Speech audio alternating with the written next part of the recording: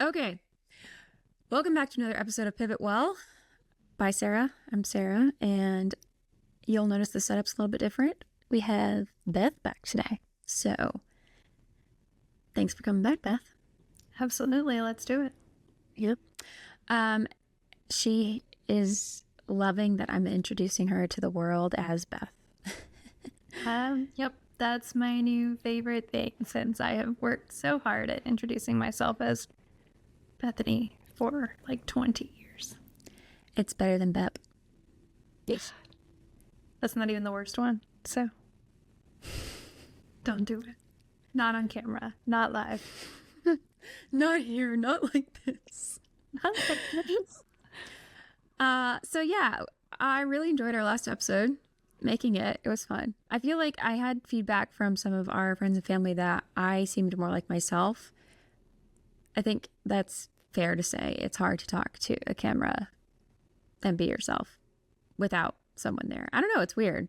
I have a hard time with that. Well, I mean, I don't know about you, but I can only have so much of a conversation with myself before like I start just like spiraling and saying the same thing over. So yeah, my ADHD brain wants to go. I think also because I work in a setting where like I present. I think when I'm not talking to somebody like you or someone I know, I get like very corporate sounding. Who knows? who knows? Anyway, yeah, so today's episode is called The Wedge. And I wanted to have a wedge salad that I was going to eat, but I didn't for twofold reasons. One, I'm not hungry. And two, the idea of eating iceberg lettuce on camera and how that would sound to you in your ears would have been like the little girl singing Moana on the TikTok video. No, it would be like you just talking, but with your nails scratching on chalkboard the entire time. For the audience, I hate the sound of chewing. Like, I hate anyone. And no one gets a pass. Except for babies and dogs. Sometimes. Babies, not children. It's like the thing that makes me when my daughter, like the first time you notice it bother you, like I want to see where the threshold is. I'm curious too, to be honest. Well, she doesn't have teeth right now, so that might be part of why it doesn't bother you. But like Luca can sit there and Matthew gets really like butthurt about that. He's like, I can listen to Luca chew like an animal, but my husband Matthew tries. He does try, and honestly, it's sad. Sometimes he'll like turn on the water because he's going to be drinking like a bunch of water at once. Anyway, okay, so the wedge. Why are we calling it the wedge, Beth, besides the salad? Well, there is no salad. So, yeah. Well, we're calling it the wedge because while we were born and bred to be like the best of friends, and we are now, still I would call you my best friend, that has not always been the case. Shocking to people who know us now and know us early. Mm-hmm. We had a period of time we did not talk. Years. I don't know how many years. I didn't want to really just be coherent. So it probably really stopped in like 2012. And like there were spurts where we would talk, but I think we both felt like it was uncomfortable and it was very surface level. Yeah, I remember the conversation you called me about your wedding.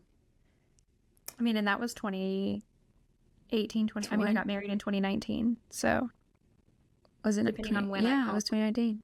It was 2019. Yeah, because you called me, I think, like 3 months prior to it.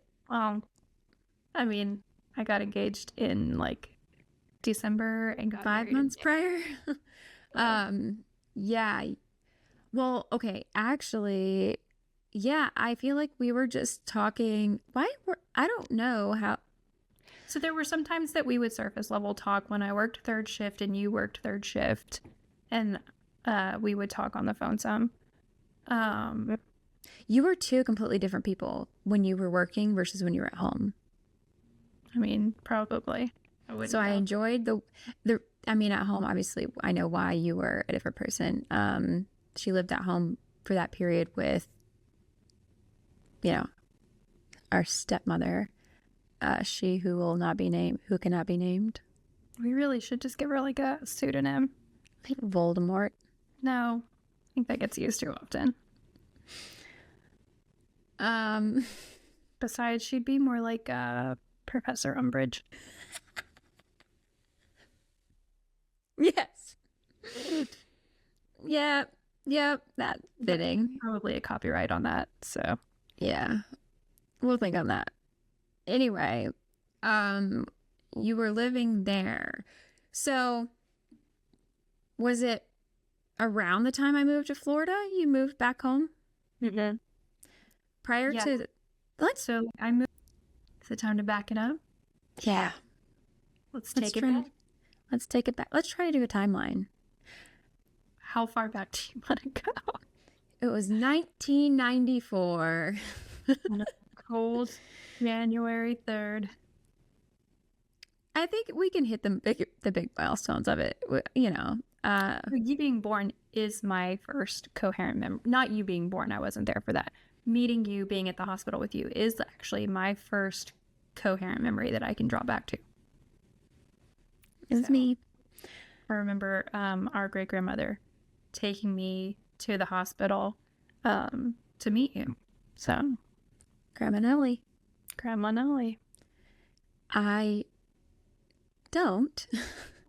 Obviously. I do remember at the Green Creek house, though, like playing with the Weebles.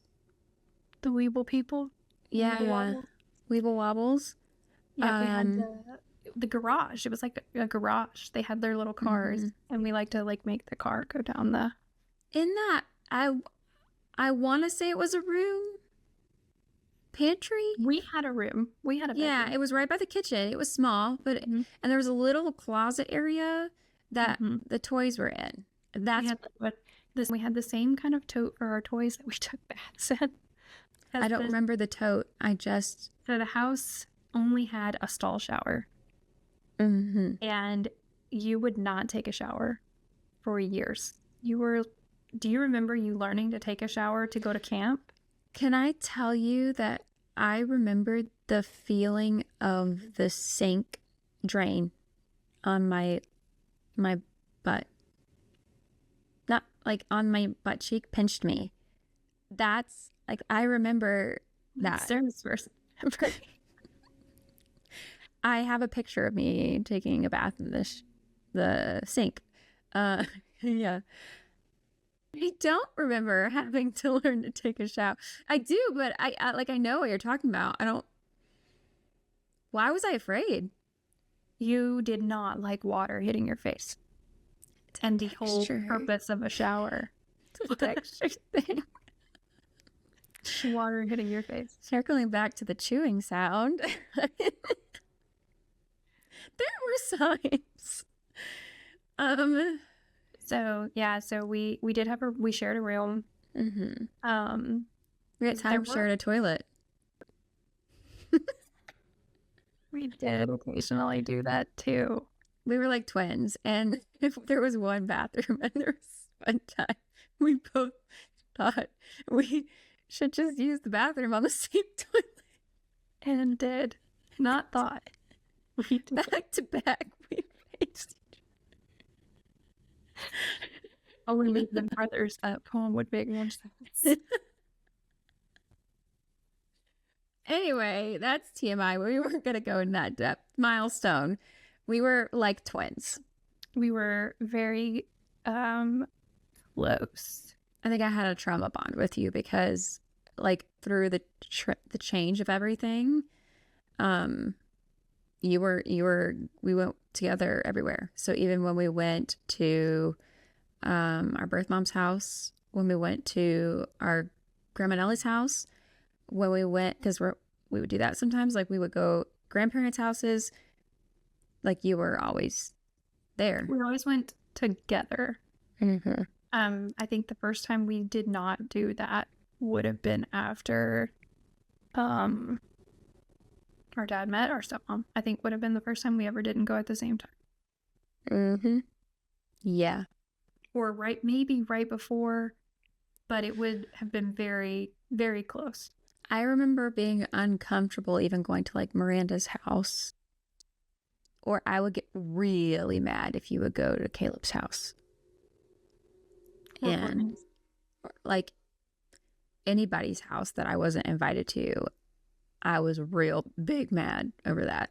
I was real big mad, speaking of you learning to take a shower, when you went to church camp with Erica for a week. Yeah, I did. Camp Carmel. Shout out to Erica, who now runs that camp. Excellent camp. Full circle camp, or full circle moment. Wow. I mean, it's what she always wanted to do, so I'm super proud of her. She did. I did not actually enjoy it as much as I probably could have because I wanted to be home. I think I was kind of like there's a lot of trauma around that we don't really address. Yeah. Yeah, I mean, I think maybe even separation anxiety from each other. Yeah. And it used to be, so when I did start going, we would separate when I would want to go stay with our mom, and you did not. You'd rather stay with our grandpa. Oh yeah. And it was hard for me to sleep without you. Like, it was hard. We had slept in the same room, like our entire lives. We had slept in the same room. The same bed. Most of the time. Yeah. Like, so the house in Great Creek, we were supposed to get bunk beds. Our dad was going to build us bunk beds. That never happened. He got the first one. He built one bed. And so you and I slept head to foot for years in that bed.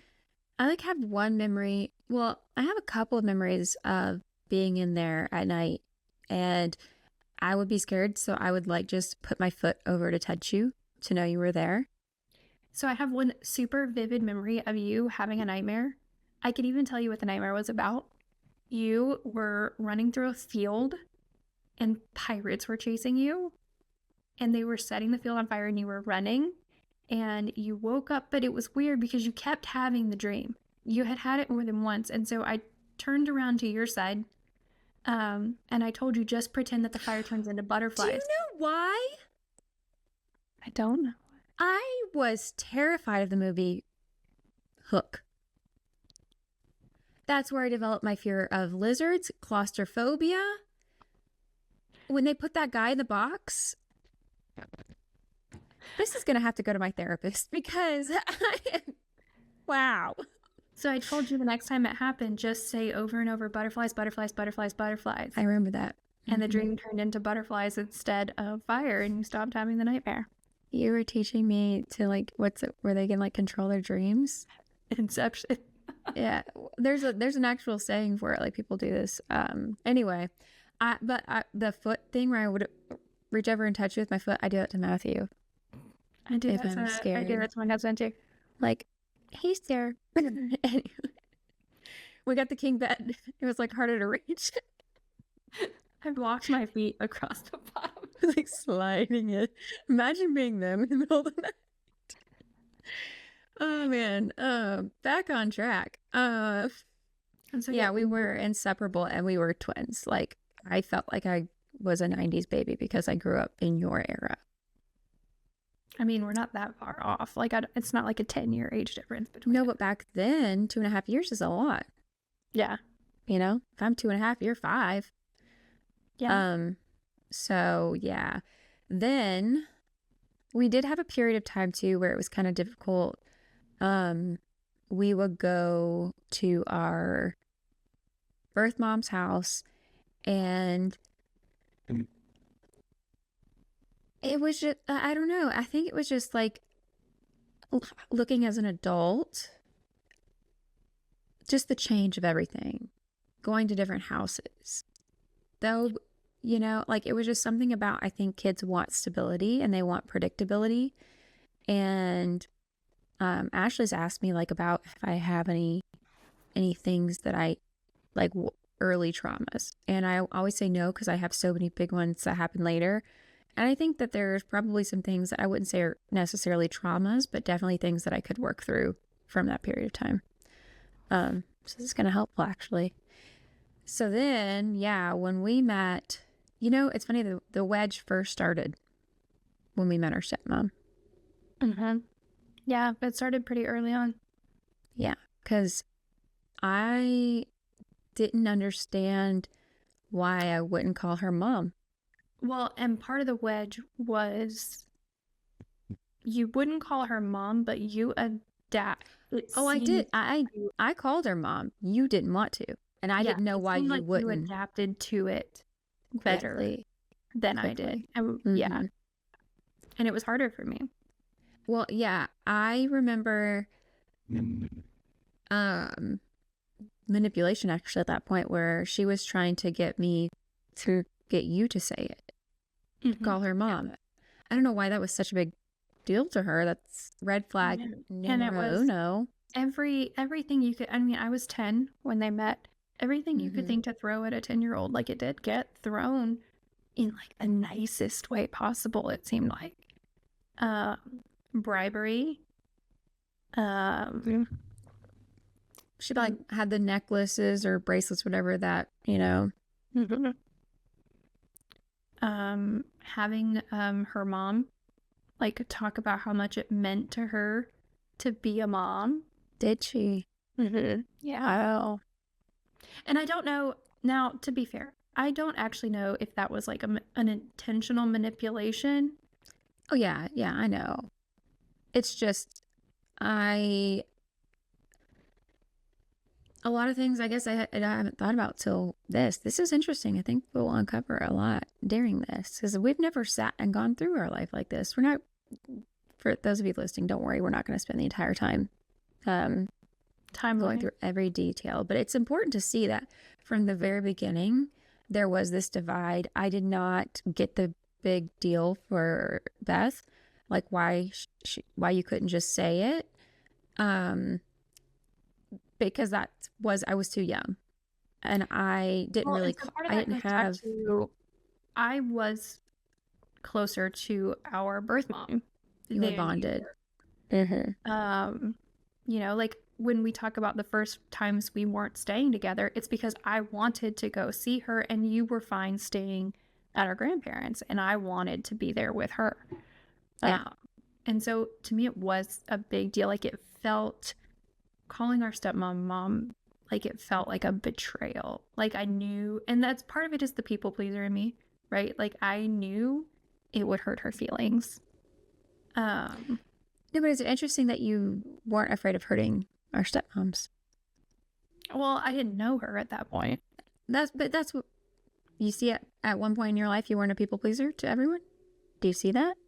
Okay, well, this isn't my therapy session, so everything on this podcast is not to deter any future guests. Well, and so the thing is, I have always had a hierarchy. The people pleasing, like there is a hierarchy because to a certain extent, like you can't people please everyone. Someone has to, especially if there's conflict. I have seen it happen with you and our dad. Like the hierarchy has been there. And it has, in fact, shifted over the years. Like there used to be a time where I would have hurt you to please our dad. And now, like, it's the opposite. Like, I have straight up told our dad, don't put me in a situation to choose between you and Sarah because I'm going to choose Sarah. Yeah. Yeah, so that wasn't always the case. All that to say, our mom was on the hierarchy. And she was higher than our stepmom was. And to be honest, I feel like for little Beth, because never should you have had to choose.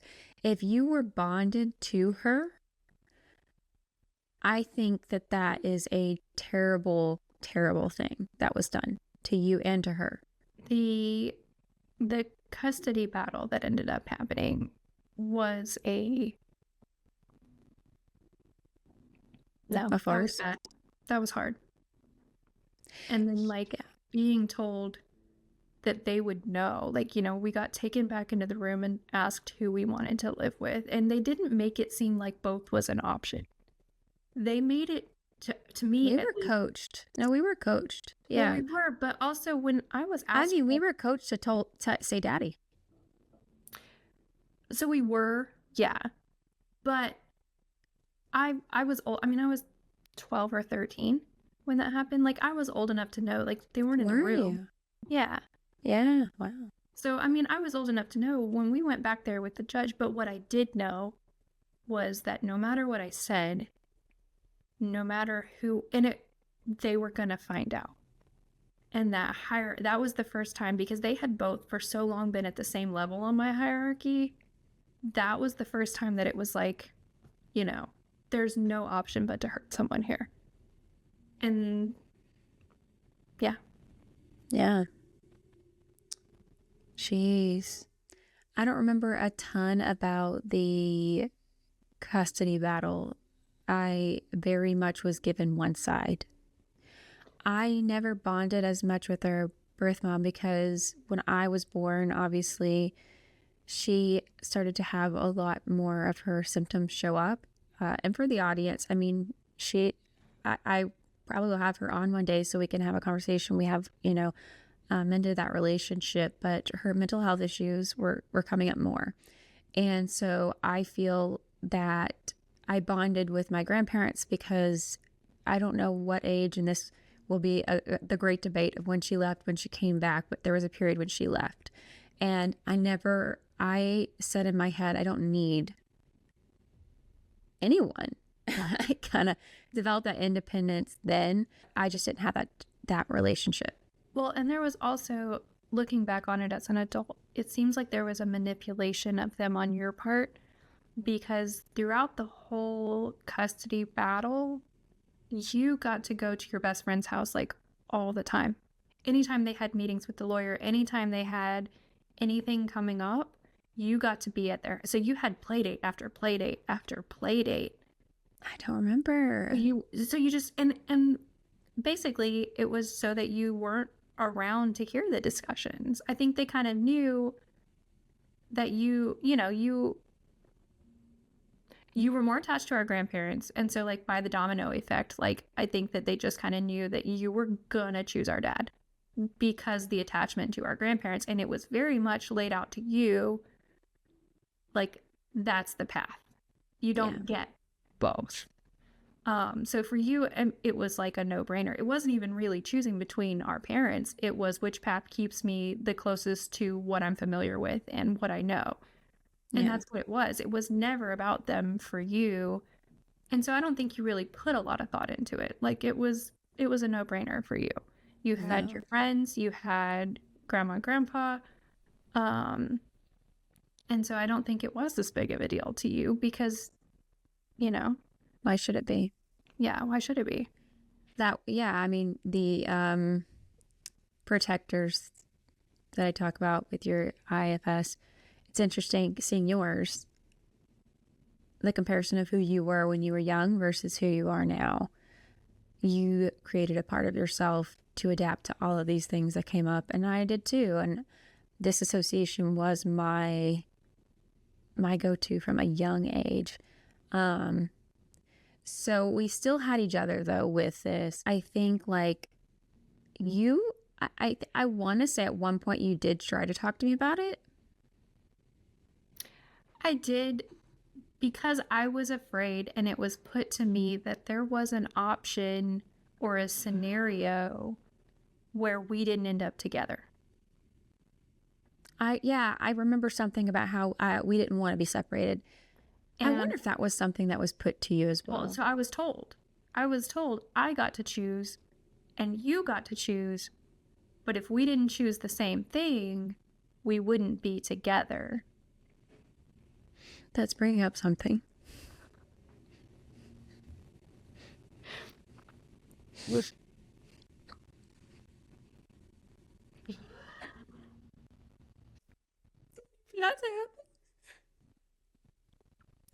remember that. Because I was not sure until that conversation happened. I didn't know. I didn't know what I was going to do. I didn't know who I was going to choose. I didn't know what I was going to do. So for anyone listening, at the end of the day, I didn't choose between my parents. Thanks. Because I knew you weren't going to choose to not be around grandma and grandpa. I knew that. Yeah. And looking back, and I do want to make it clear, I don't think now, I definitely think that was spun to us. I know for a fact that given the choice, like our mother would not have kept us away from our grandparents. Like I know that, and I know that our grandparents would not have chosen not to see us. There was only one person that was going to do that, and she did. Yeah. Wow. By the way, just had that moment. I had this memory of us laying in bed one night, and you said, like, I'll always choose you.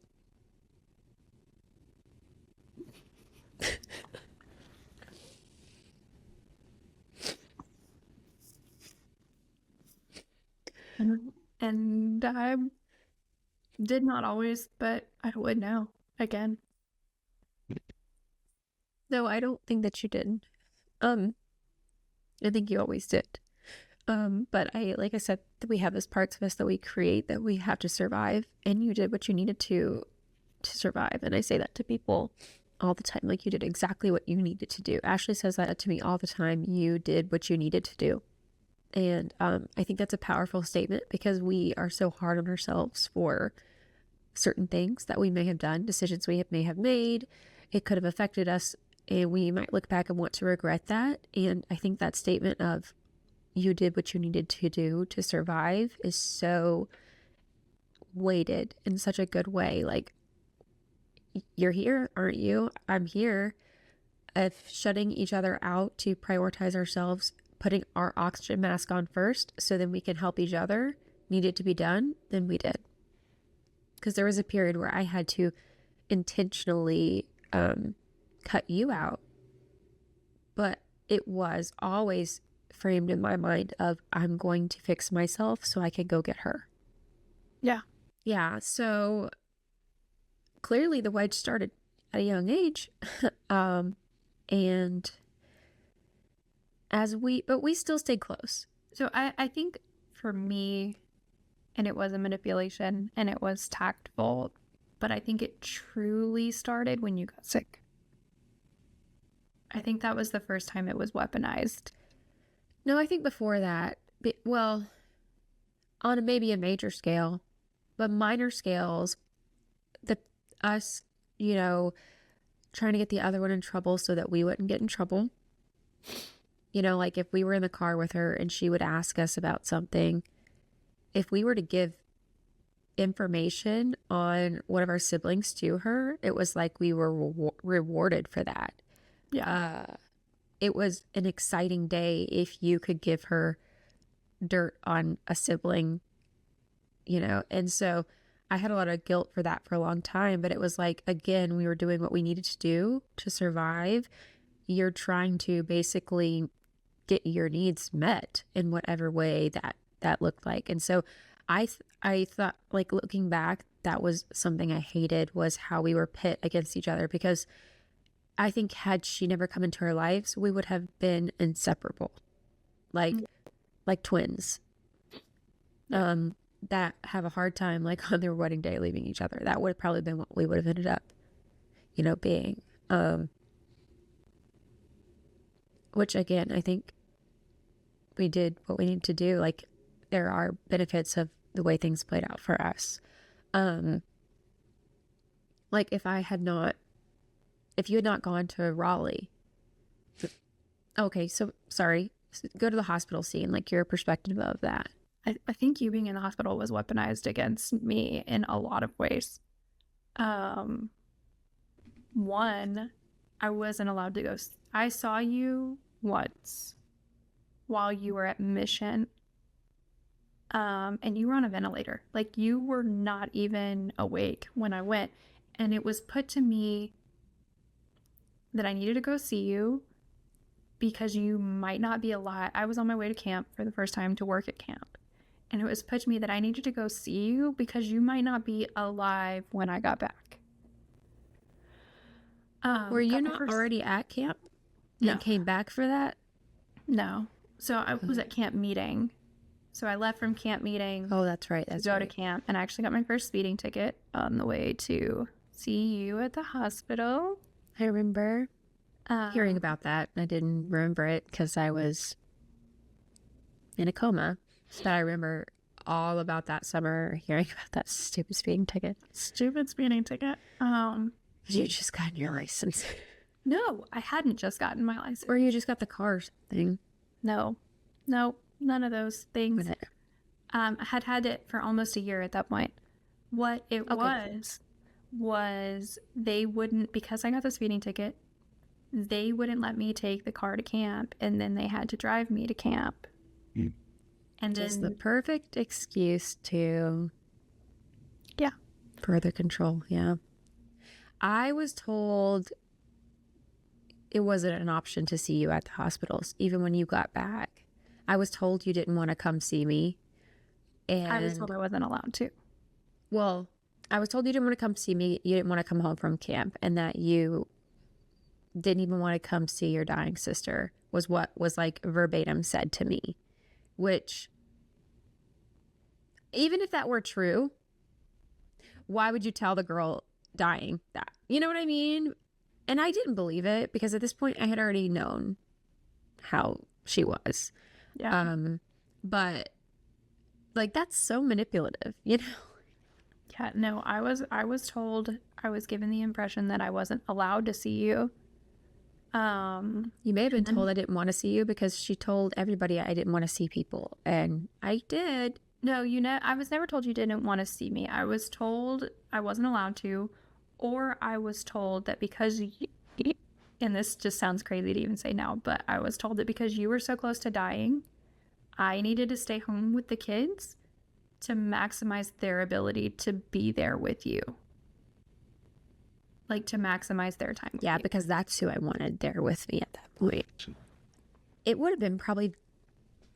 probably would have been way more healing for you to have been there with me than the kids for me. Like, if one time Ashley asked me, like, what would you have wanted in the hospital? Because I struggle now with like people visiting me. I don't like to be seen, and it's because I was around the people. I know, and it's like people do, and I say hi or whatever, but like if you ask me, I don't want to see you. Like even the Gallimores, I don't want to see. I think I feel vulnerable. But she asked me like why, and I, looking back at that period, I didn't like who I was around, so I had to be around like the very last person in the world I would have wanted to be with me in that hospital room every single day. And so I developed this, like, I guess, protector who was like, you don't want anyone here. You don't need anyone here. So she asked me like what I would have needed. And I didn't really know what to say at that point. But I think like now, having this conversation, if you had been there, it would probably have been like the most healing for me. I don't know if you could have handled it. But so interestingly enough, part of the reason I always come now, and I always come, like it can be the most minor thing, but if you are staying overnight in the hospital, like my butt is coming to Florida. And part of that is not to. Sometimes I don't tell her I'm in the hospital for that. But part of it is I was told so many times that you were going to die and I wasn't going to have gotten to see you, that I'm like, never again. Like, that is never going to be the case. You can go to the hospital for a flipping hangnail, and if you're spending the night, like, I'm already in the car on the way down there. Yeah.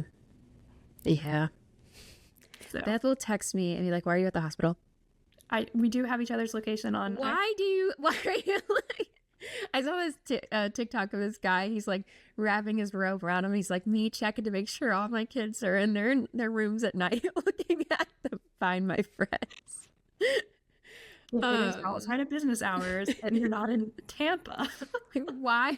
Yeah. Why are you looking at my location at 10:30 You're p.m.? not the best at responding to text messages sometimes. I don't care, honestly. You or Caitlin will do the same thing. Like, why? What? You guys have a look like a flag that it sends you a notification if Sarah is in a medical facility. So when we had Life 360, I did for the hospital that you've been admitted to twice. Like if your phone showed up there. Wow, Sarah's nearing death. Oh, okay. Yeah, no, that would have been, I think, the most helpful thing would have been having you there. It would have probably I still feel like there's moments in life where. Don't do it. Not again. Jeez, that was a outburst earlier. So sorry to the audience. I would prefer you to be there. Like when. And so we did, I don't know if you remember because you have blocked out a lot of it. We did get to a point where I would sneak to you. When? I was not at admission. So when you were at Duke and I was going to Chapel Hill, you were admitted a few times. And when I would know she was not there for whatever reason, like I would come and spend time with you at Duke. Yeah, I do remember you actually at Duke. I don't remember much of her. That gets me so irritated is when our father says she was there with you, always by your side. No, she wasn't. Now, like, we haven't talked about this on the podcast. I got in one of our confrontations with my father, and we go like head to head in these conversations. It's like I forget that this is supposed to be a respect your elder situation, and I'm like, oh, my childhood rage. He was like, I said she's not a good person, and he was like, I know her as the woman who was sitting by your bed while you were dying. He's brought that up countless times, and finally I was like, stop saying that. Like, if you ever want me to talk to you again, you'll stop saying that, because I didn't want her there, and she was not there every single time. And he's like, yes, she was. And I was like, so she let me watch Halloween 1, 2, 3, 4, and 5 while in the hospital. She let me watch Saw 1, 2 while I was in the hospital. Final Destination in the hospital, because I was there one time over Halloween, and the only thing on TV were slashers, and I had to call the nurses because I was scared. And they were like, let's not watch these horror movies. And I'm like drugged out of my mind. And they would leave the room and I would put it right back because I wanted to, but I was scared. But like, she wasn't there. No, and I mean, I don't know where she was, but. Where was she? What was she doing? But I do remember that there were times where, for whatever reason, I knew she wasn't there. Plenty and like I did come and see you because I lived like 15 minutes away at that point. Our best times together were times we were sneaking. Like we would go, so Beth and I would go to school together. There's a short period of time where she was going to community college and I was going to high school, and it was like 45 minutes away and Beth was driving. And so, yeah, I guess you did have your license for a year. Anyway, we would scrounge up change like poppers. Poppers? Is that the word? And get breakfast or Arby's. Or lunch. Or not lunch, but like a snack. A snack. We would get a steak and cheese biscuit. Beth didn't want the egg or the onions. I still don't get the onions. I love the onions. I loved the onions. But then you eventually gave them to me. Like we caught it. I'm like, oh, you could just give me the onions. And then a Coke. And I cannot have a biscuit from McDonald's without a Coke. And now I really want one. And when they took the steak biscuit away for like 2 years, I was rioting. I wrote a letter. Did you really? I wrote a letter to McDonald's. Yeah, and like disdain. Yeah, so anyway, we had fun times together. We were like, just being teenagers like we should have been able to be. in a very small, like micro level, because obviously we were like sneaking breakfast But sandwiches. those were also the times where, like you were mentioning earlier, like tattling on each other, like that was like the thick of that too. Do you know what I realized though? Sometimes we weren't tattling, we were baited. Oh yeah, she fished. So she would say, I know I was there, but I want you to tell me. And so you'd be like, don't tell XYZ. And I'd be like, okay, I promise I won't tell. And then somehow I would be in the car with, it's like an interrogation every time you got in that car with her. And she would be like, I want you to be honest with me. And we would be like, she would do it where like, we're going to go get like go shopping, something fun, right? And so like, you don't want the day to be ruined. And she'd be like, I heard this. And almost like she's confiding in you, like an adult, like a friend. And so you knew like if you said no, she would ruin the day. If you said yes, you would have a fun day. Mm-hmm.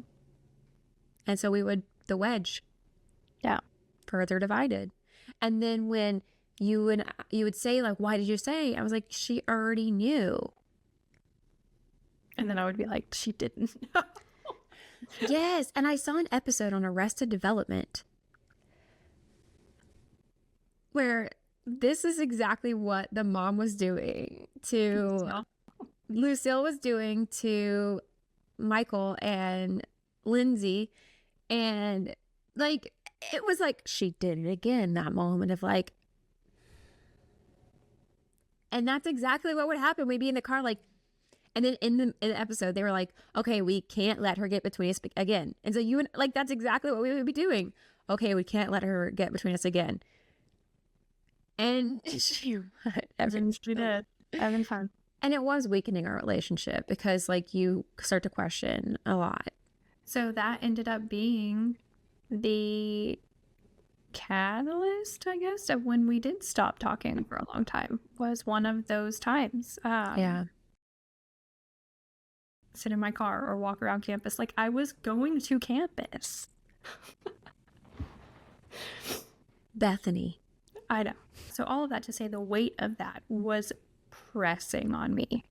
Like, I knew it wasn't an if I was going to get caught. Like, it was a when. And I begged you not to tell them. Like, I just needed time to get a plan together. Just at EMDR, and I had this picture of you in my head saying, please don't tell them. Please don't tell them. That probably was that, because that was the biggest thing. That was the biggest thing I ever had been keeping from anyone, ever. And I was like, I was at the point in my life where I was like, I don't know anybody, anything. Where did this Beth go? Bring her back. Hashtag free that Beth.